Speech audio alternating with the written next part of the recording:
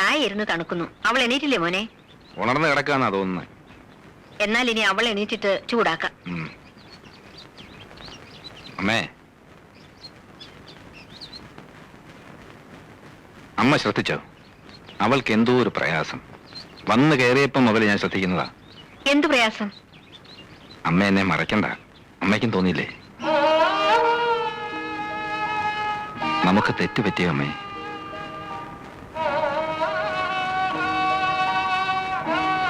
ആതിരയുടെ ഇഷ്ടം നോക്കാതാണോ വിവാഹം നടത്തിയത്? നിന്നോട് ഇതൊക്കെ ആര് പറഞ്ഞു? ജനിച്ച വീടും അച്ഛനെയും അമ്മയൊക്കെ വിട്ടിട്ട് വന്നതല്ലേ. പുതിയ ചുറ്റുപാടുമായിട്ട് ഇണങ്ങിച്ചേരാൻ ബുദ്ധിമുട്ട് കാണും. അതെനിക്ക് അറിയാഞ്ഞിട്ടല്ല. അതെല്ലാ പെൺകുട്ടികൾക്കും ഉള്ളതല്ലേ. ഇതല്ല, എന്നോടെന്തോ ഇഷ്ടക്കുറവുള്ളതുപോലെ. വേണ്ടാത്തതൊന്നും ചിന്തിക്കണ്ട. അവൾ ഇങ്ങോട്ട് വന്നിട്ട് കുറച്ച് ദിവസങ്ങളിലേ ആയുള്ളൂ. എല്ലാം നേരെയാകുമെന്ന് സമാധാനിക്കേ.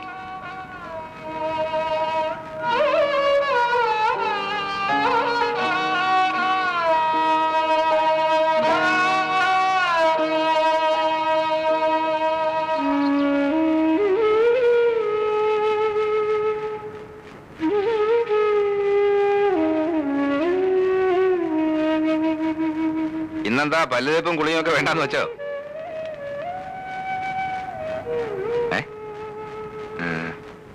എന്താ സുഖമില്ലേ? ഇരിക്കെ.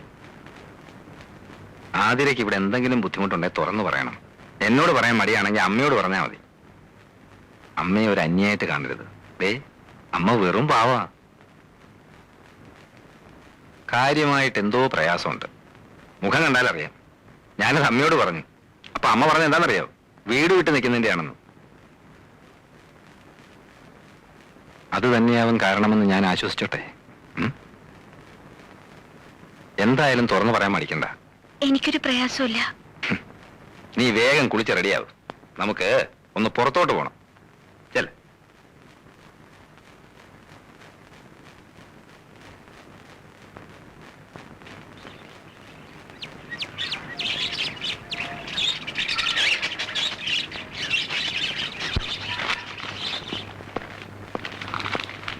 അല്ല, ഒരുങ്ങാൻ പറഞ്ഞിട്ട് ഒരുങ്ങിയില്ലേ? ഞാൻ മരുന്നില്ല. അതെന്താ? എനിക്ക് നല്ല മൂടില്ല. അതിന്റെ കാരണമാ ചോദിച്ചത്. ഇവിടെ കാലെടുത്ത് കുത്തി അന്ന് പോലെ ശ്രദ്ധിക്കുന്നതാ. എന്തെങ്കിലും ചോദിച്ചാൽ മറുപടിയില്ല. എപ്പോഴും ഇങ്ങനെ മോൻ വീർപ്പിച്ചിരിക്കാൻ ഇവിടെ ഉള്ളവർ എന്ത് തെറ്റ് ചെയ്തു? ഞാനും അമ്മയും. ഇനി ഞാൻ പെരുമാറുന്ന ഇഷ്ടമാവുന്നില്ല, അത് പറയണം. ഒന്നും മിണ്ടാതെയും പറയാതെ ഇരുന്ന നിന്റെ ഉള്ളിൽ ഇപ്പം എന്താണെന്ന് ഞാൻ അങ്ങനെ അറിയും. അതല്ല, ഈ കല്യാണത്തിന് നിനക്ക് ഇഷ്ടമല്ലായിരുന്നു എന്തുകൊണ്ട് നേരത്തെ തുറന്നു പറഞ്ഞില്ല? നന്ദാ, പറയാതിരുന്നാ പിന്നെ എങ്ങനെയാ അമ്മേ? അത് നിർത്ത്. കല്യാണം കഴിഞ്ഞിട്ട് അധിക ദിവസം ആയില്ല. ഒച്ചയെടുത്ത് അയൽവക്കാരെ കൊണ്ടൊന്നും പറയിപ്പിക്കണ്ട.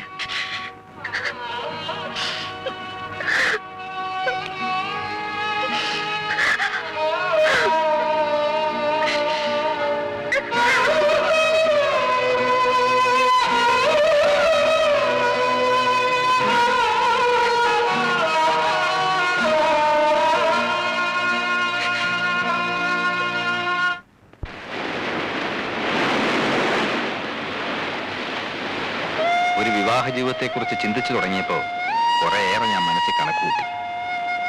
ആർഭാടവും ദാരിദ്ര്യവും സുഖവും ദുഃഖവും ഒക്കെ ഷെയർ ചെയ്യാൻ പറ്റുന്ന ഒരു പങ്കാളി, ഒന്നും ഒളിച്ചു വെക്കാതെ ഇഷ്ടവും ഇഷ്ടക്കേടുകളും വിളിച്ചു പറയുന്ന ഒരു ലൈഫ് പാർട്ട്ണർ, അതൊക്കെയായിരുന്നു എന്റെ മനസ്സ്.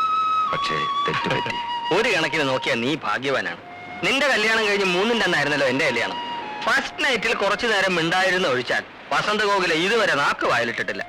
ആതിര സംസാരിക്കുന്നില്ല എന്നല്ലേ നിന്റെ പരാതി? ഇതിങ്ങൾ സംസാരിച്ചു തുടങ്ങിയ കുഴപ്പാ. എന്തൊക്കെ അറിയേണ്ടത്? നമ്മൾ ഒരു സിമ്പിൾ എന്ന് വിചാരിക്കുന്ന കാര്യങ്ങൾ ഇതുങ്ങൾക്ക് ഇഷ്യൂവാ. പറഞ്ഞു പറഞ്ഞു തൊണ്ടയിലെ വെള്ളം പറ്റും. പിന്നെ സഹകരണം, അത് കുറച്ച് അകലത്തിൽ നിർത്തുന്നതാണ് ബുദ്ധി. നിനക്ക് കാര്യത്തിന്റെ ഗൗരവം അറിയില്ല, അതുകൊണ്ടാ. കേട്ടിടത്തോളം ഞാൻ പറയട്ടെ, നീ ഉദ്ദേശിക്കുന്ന പോലെ പ്രശ്നങ്ങളൊന്നും ഉണ്ടെന്ന് എനിക്ക് തോന്നുന്നില്ല. ആതിരയ്ക്ക് നിന്റെ അത്ര മെച്യൂരിറ്റി ഇല്ല. നീ അവളുടെ പ്രായം എന്തുകൊണ്ട് കണക്കിലെടുക്കുന്നില്ല? പ്രായം കണക്കിലെടുക്കാഞ്ഞിട്ടല്ല, കണ്ടപ്പോ ഇഷ്ടപ്പെട്ടു പോയി. അതുകൊണ്ടാ ഇത് തന്നെ മതിയെന്ന് തീരുമാനിച്ചത്.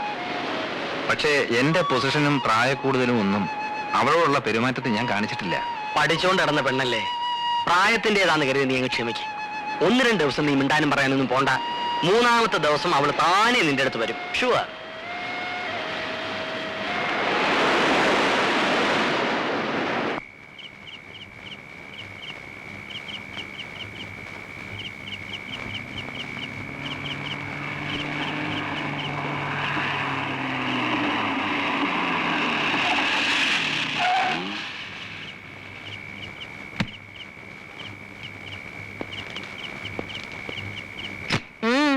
ഇതുവരെ എവിടായിരുന്നു? രാവിലെ ഒന്നും പറയാതെ ഇറങ്ങിപ്പോയതല്ലേ?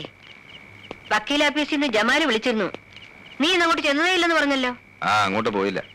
വൈകിട്ട് ഉണ്ണിയെ കണ്ടു. അവനുമായിട്ട് കുറച്ചു നേരം കടപ്പുറം സംസാരിച്ചിരുന്നു. ഉണ്ണി അവളെയും കൊണ്ട് ഇങ്ങോട്ടൊന്നും വന്നില്ലല്ലോ. വരണ്ടാന്ന് ഞാൻ പറഞ്ഞിട്ടാ. ഇവിടെ ഇപ്പൊ ആരെ സൽക്കരിക്കാൻ പറ്റിയ അന്തരീക്ഷമല്ലല്ലോ. അവളെന്തേ? അവള് കിടന്നു. എല്ലാം കഴിച്ചോ? ഞാൻ നിർബന്ധിച്ചവൻ പേരിന് 2 വെച്ച് കഴിച്ചു. വിവാഹം കഴിക്കാനായിരുന്നു ബഹളം. ഇപ്പൊ അമ്മയ്ക്ക് സന്തോഷമായല്ലോ.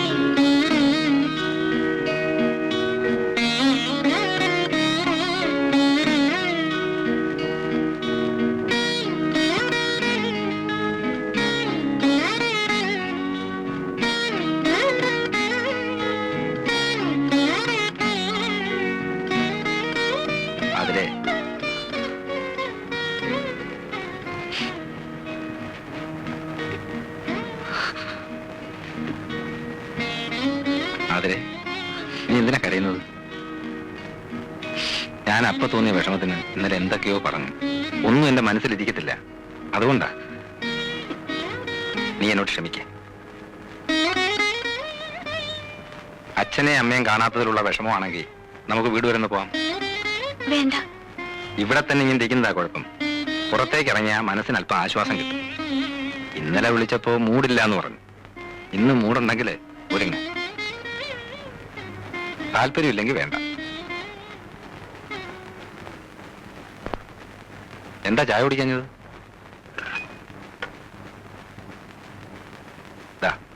കുടിക്ക.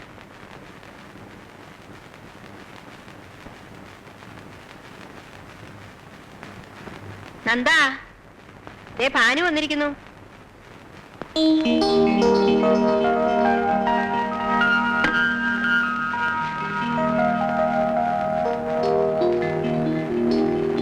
കല്യാണത്തിന്റെ അന്ന് മുങ്ങിയിട്ട് പിന്നെ ഇന്നാണല്ലോ പൊങ്ങുന്നത്.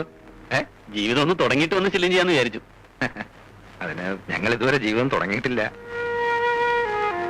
ഒന്നുമില്ല, ചെറിയൊരു സൗന്ദര്യപ്പിണക്കം, അത്രേ ഉള്ളൂ.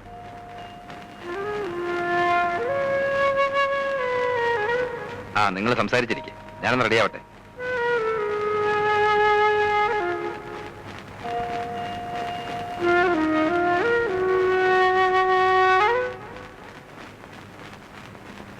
ഞാൻ പറഞ്ഞതൊക്കെ നീ മറന്നോ?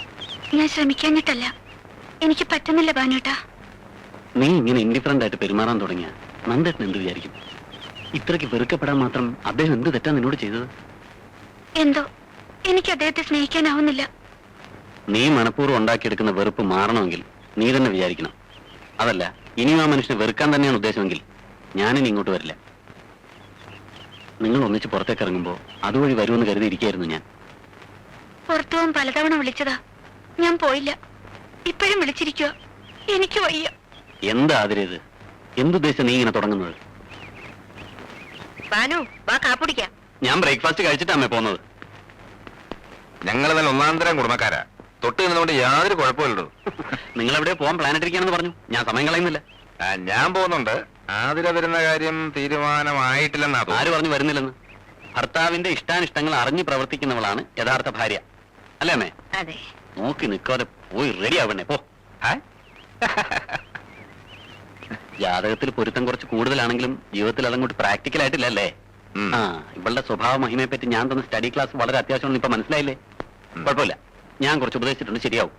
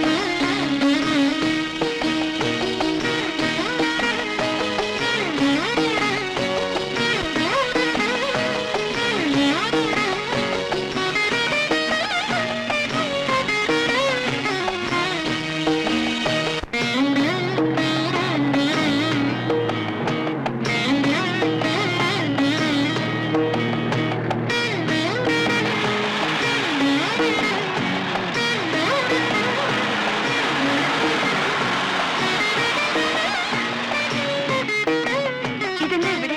ഇതല്ലേ ആതിര പഠിച്ച കോളേജ്? അതെ. ഇറങ്ങ. എന്തിനാ? ഇറങ്ങാൻ.